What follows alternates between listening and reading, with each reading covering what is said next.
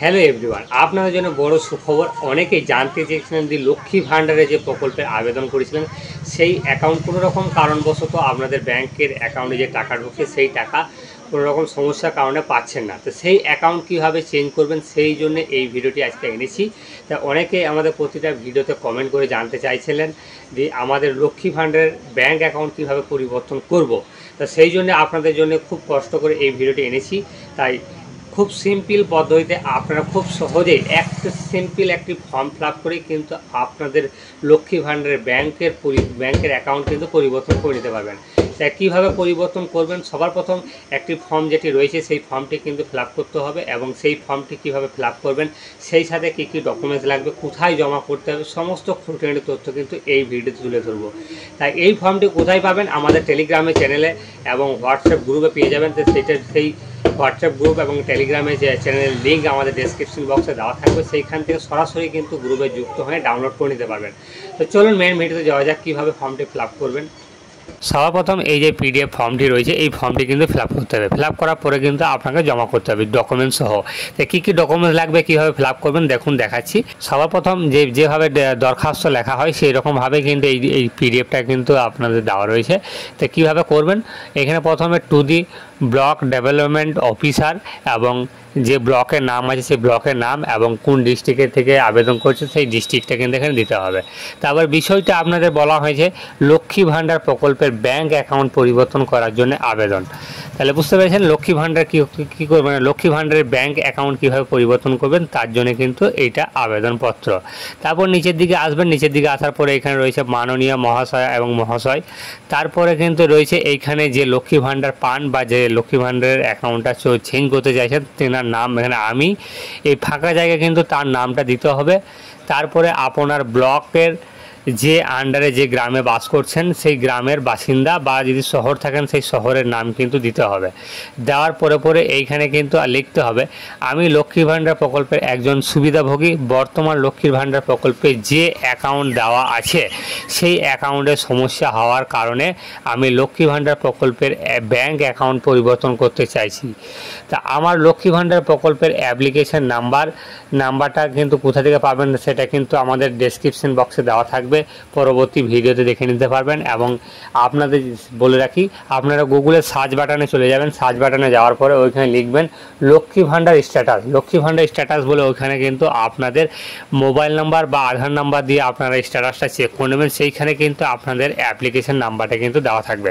সেই অ্যাপ্লিকেশন নাম্বারটা দেওয়ার পরে এইখানে নিচের দিকে চলে আসবেন।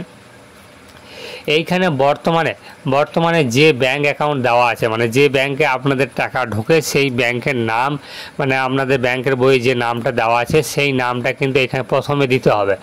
তারপরে কিন্তু আপনাদের যে ব্যাংকের অ্যাকাউন্ট নাম্বার মানে নাম, যে বইটাতে টাকাটা ঢোকে মানে কোন ব্যাংকের অ্যাকাউন্ট সেই ব্যাংকের নামটা কিন্তু দিতে হবে। তারপরে কিন্তু আপনাদের অ্যাকাউন্ট নাম্বারটা কিন্তু দিতে হবে, যে ব্যাংকে টাকাটা ঢোকে সেই ব্যাংকের অ্যাকাউন্ট নাম্বারটা কিন্তু দিতে হবে। তারপরে ব্রাঞ্চের নাম, আইএফসি কোড, এইভাবে সমস্ত কিছু কিন্তু ফিল আপ করে দিতে হবে।